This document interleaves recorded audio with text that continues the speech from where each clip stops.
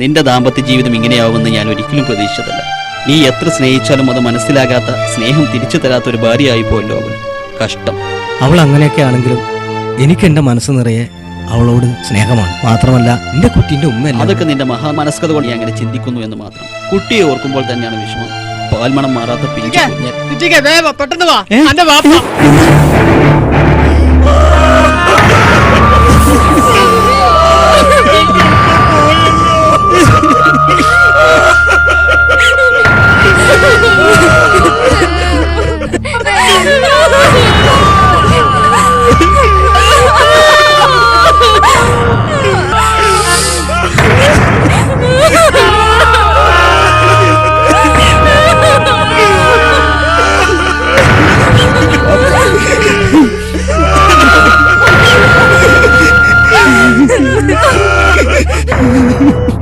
എന്തായിരുന്നു വീരാനാജിക്ക് അസുഖം? അറ്റാക്ക് ആയിരുന്നു എന്നാണ് കേട്ടത്. ആശുപത്രിയിൽ എത്തിയപ്പോഴേക്കും മരിച്ചു.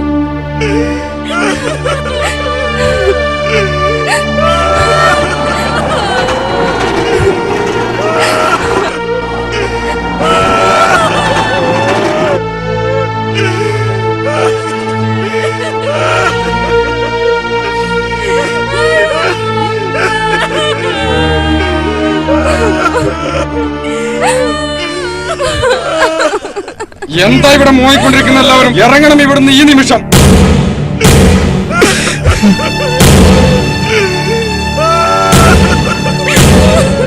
പറഞ്ഞു കേട്ടത് എല്ലാവരും ഈ വീട്ടിൽ നിന്ന് ഇപ്പൊ ഇറങ്ങണം. എന്താ കുന്തം വീങ്ങിയതുപോലെ നിൽക്കുന്നത്? ഈ കിടക്കുന്ന മയ്യത്തുണ്ടല്ലോ, ഇയാളുടെ മകനാണ് ഞാൻ. 35 വർഷങ്ങൾക്ക് മുമ്പ് എന്റെ ഉമ്മാക്കൊരു കൈക്കുഞ്ഞിനെയും കൊടുത്ത് മൊയ്യല്ലി കടന്നു കളഞ്ഞ ആളായത്. എന്താ ഞാൻ പറഞ്ഞത് കേട്ടില്ലേ? ഈ കിടക്കുന്നത് എന്റെ തന്തയാണ്. മനസ്സിലായ നിനക്ക്? മുഴുവൻ പറയാ ഞാൻ. ഈ കാണുന്ന സ്വത്തുക്കളെല്ലാം എന്റെയും എന്റെ ഉമ്മാന്റെയും പേരിൽ എഴുതി വെച്ചിട്ടാ ഇയാൾ മയ്യത്തായത്. അറിയോ നിനക്ക്?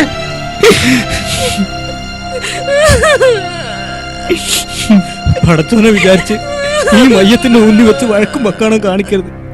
എല്ലാം നമുക്ക് സാവധാനം പറയാം. പോടാ, സാവധാനം പറഞ്ഞ് ശരിയാക്കുന്നു. ഇപ്പൊ ഇറങ്ങണം പറഞ്ഞ്. ജൽദി ജൽദി ആവോ. ഞങ്ങളത് വിശ്വസിക്കില്ല.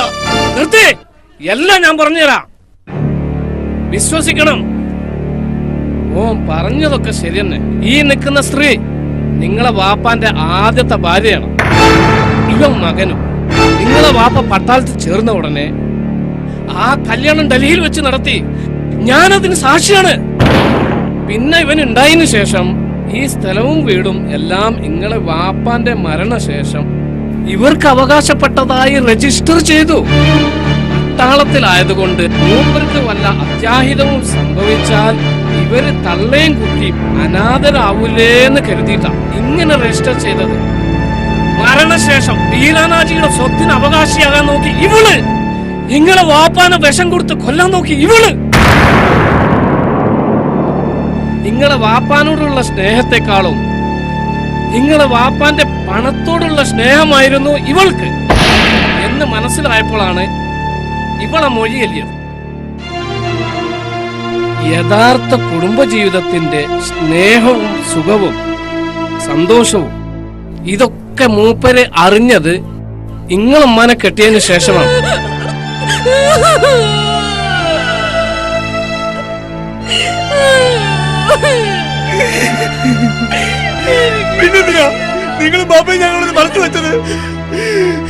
ഇത് നിങ്ങൾ അറിയാതെ പോയതിന്റെ കാരണക്കാരൻ നിങ്ങളെ വാപ്പയല്ല, ഞാനാണ്. ഞാൻ പറഞ്ഞിട്ടാണ് മൂപ്പരിങ്ങനെ ചെയ്തത്. ഇത് അറിഞ്ഞു കഴിഞ്ഞാലുള്ള പ്രശ്നങ്ങൾ എന്തൊക്കെ ആയിരിക്കും എന്ന് പേടിച്ചിട്ടാണ്. നിങ്ങളെ വീട്ടിലെ സന്തോഷം നശിക്കുന്നത് കാണാൻ കഴിയാത്തത് കൊണ്ടാണ്. മതിയുടെ പ്രസംഗം. എല്ലാവരും ഇറങ്ങണം ഇപ്പൊ പെട്ടെന്ന്.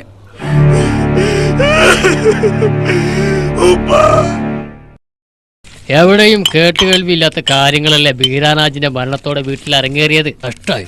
കഷ്ടം പറയാനുണ്ടോ? വീരാനാജിന്റെ സ്നേഹിതൻ ഹൈദരാജി കാല് പിടിച്ച് സമ്മതിച്ചിട്ടാ മയ്യത്ത് പറയുന്നത്. പിന്നെ ആദ്യ ഭാര്യയില വൃത്തികെട്ട മകൻ പ്രശ്നം ഉണ്ടാക്കാതെ പോയതും. മയ്യത്ത് മറവ് ചെയ്യതും ഓനോന്റെ അധികാരം കാണിക്കൽ തുടങ്ങിയില്ലേ. പിന്നെ പോലീസ് വരവും വസ്തുവിന്റെ കടലാസും രേഖയും നോക്കലും അങ്ങനെ എന്തൊക്കെ. ഒടുവിൽ ഇത്രയും കാലം ആ സ്വത്തിന്റെ അവകാശികൾ എന്ന് കരുതിയവര് തെരുവിലേക്ക് ഇറങ്ങേണ്ടി വന്നു. ഒന്നും അല്ലാത്തവര് സ്വത്തിന്റെ അവകാശികളുമായി. എന്തൊക്കെ മറിമായൻ റബ്ബേ. വല്യ മകന്റെ ഭാര്യ വീട്ടിലാണ് ഉമ്മയും മകളും താമസം. സിദ്ദീഖിന്റെ ഭാര്യ ഓളെ കുടിക്കും പോയി. പാവം സിദ്ദീഖ്. ആ പറഞ്ഞപ്പോഴേക്കും വന്നല്ലോ പാവം. കുഞ്ഞുമോയൊക്കെ മുരളി വന്നിരുന്നു അവിടെ. ഇല്ലല്ലോ സിദ്ദീഖ്. ശരി, ഞാൻ പോവാ. സിദ്ദീഖ്, എന്റെ ബാപ്പ മരിച്ചിട്ട് 5 ദിവസമായി. വീടും കൈവിട്ടുപോയി. എവിടെ പോനാ എന്റെ കിടപ്പും തീറ്റയും കുടിയൊക്കെ? അതൊക്കെ അങ്ങനെ നടന്നു പോണു കുഞ്ഞുമോയൊക്കെ. എല്ലാം പോയില്ലേ, എല്ലാം. ആ, ഞാൻ നിന്നെ അന്വേഷിക്കായിരുന്നു.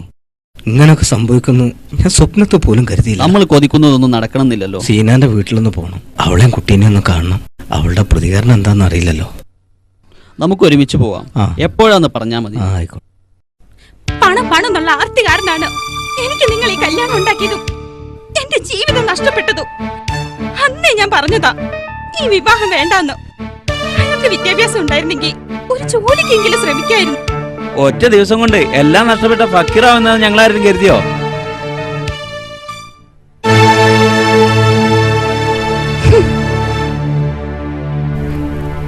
ആരെ കാണാനാടാ ഇജ്ജ് ഇങ്ങോട്ട് എഴുന്നള്ളിയത്? മര്യാദക്ക് തിരിച്ചു പോടാ. നിങ്ങൾ അങ്ങനെ പറയരുത്. ഈ ഓന് വക്കാലത്തുമായി വരണ്ട. മര്യാദക്ക് തിരിച്ചു പോകുന്ന രണ്ടാക്കും നല്ലത്. അനക്ക് ഞങ്ങളെ പെങ്ങളെ കെട്ടിച്ചേരുമ്പോ ഈ വലിയ പണക്കാരാണ്. ഞങ്ങൾക്ക് തെറ്റിപ്പോയി. 5 പൈസക്ക് ഗതിയില്ലാത്ത തെണ്ടിയാണ്. ഇറങ്ങിപ്പോടാ.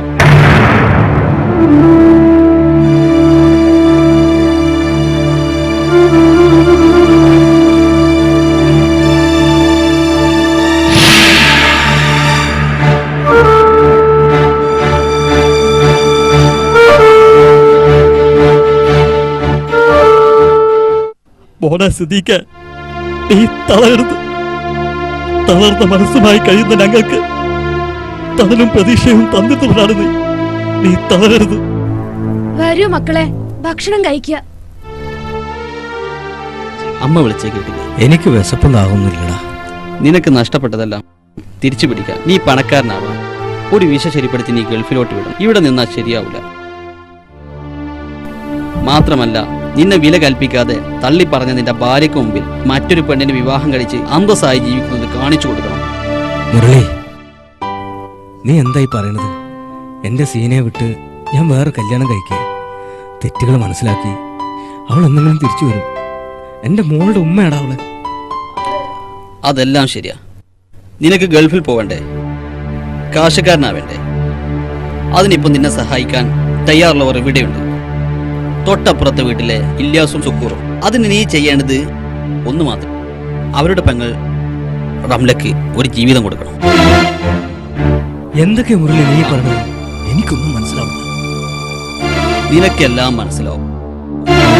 നീ ഒന്നും ചിന്തിക്കണ്ട. ഇല്യാസും സുക്കൂറുമായി എല്ലാ കാര്യങ്ങളും ഞാൻ സംസാരിക്കും. നീ മനസ്സൊന്ന് സ്വസ്ഥമാണ്. ചോറ് ഒക്കെ ശരിയാവണം.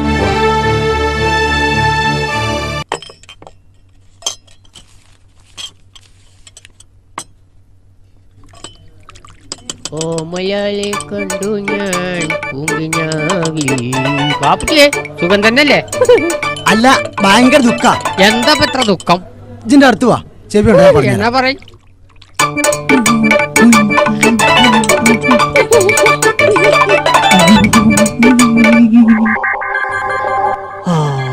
വയറ് നിറഞ്ഞു. ഇവൻ പച്ചത്തെറിയിലെ അമ്മടുത്താളാ.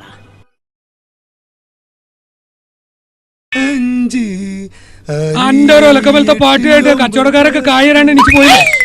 അന്റെ ഒരു 1 2 3 4 എന്തടച്ച് കഴിച്ചേ? ഞാൻ ഒരു കേക്കും ചായ കഴിച്ചു. എത്രയാ ബില്ല്? അന്റെ ഒരു പഴയ 135 രൂപ ബാക്കിയുണ്ട്. ഇപ്പോഴത്തെ ഒരു 4 രൂപ. പഴയത് അവിടെ കട്ടെ. ആ, ഇപ്പത്തെ നമുക്ക് പിന്നെ എടുക്കാം. ആ.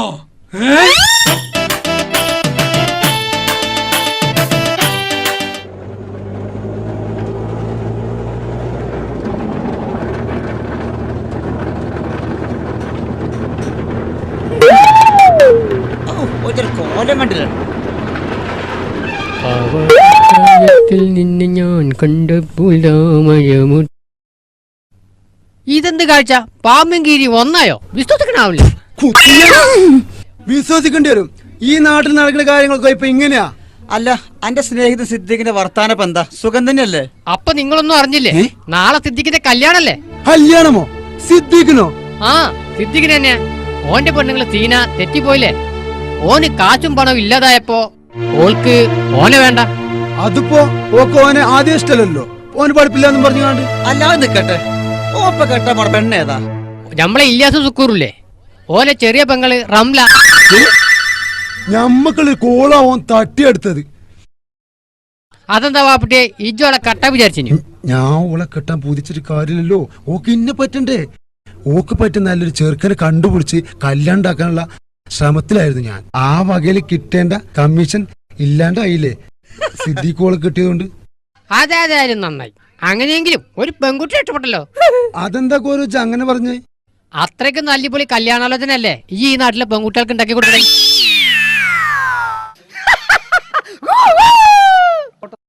ഈയിടെ കോട്ട് സുലൈമാനെ ഇജി വിളിക്കണം. അന്റെയും കൂടി കാര്യം ഞാൻ ഈ പറഞ്ഞു. ഓരോ ഈ വിലീസുകള്, ഒരു കോട്ടും ഒരു രജയും, ഇവരൊക്കെ ഇവിടെ തച്ചോടിക്കാൻ ആളില്ലാഞ്ഞിട്ടാ.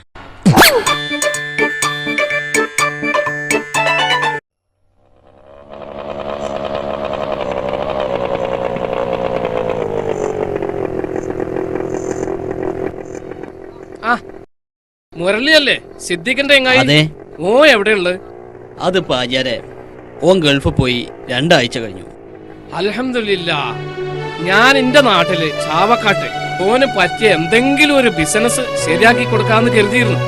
വീരാനാജിന്റെ മരണം കഴിഞ്ഞ് ഞാൻ ഇവിടുന്ന് പോയ ശേഷം ഞാൻ ആകെ മാനസികമായിട്ട് വല്ലാതെ വിഷമിച്ചിരുന്നു. ഇവരെ കാര്യമായിട്ട് എന്തെങ്കിലുമൊക്കെ ചെയ്യണമെന്ന് കരുതിയിരുന്നു. ഒരു കാർ ആക്സിഡന്റിൽ എന്റെ വലത്തെ കാലിന്റെ എല്ല് പൊട്ടി. ഇപ്പൊ കുറച്ച് ആശ്വാസമായപ്പോ ഇങ്ങനെ പോന്നതാണ്. അവൻ ഇടയ്ക്ക് ഫോൺ വിളിക്കാറുണ്ട്. ഇനി വിളിക്കുമ്പോ ആചാര്യ വന്നത് ഞാൻ പറയാം. എന്നാ ശരി മോനെ, ഞാൻ പോയിട്ട് ആ ശരി.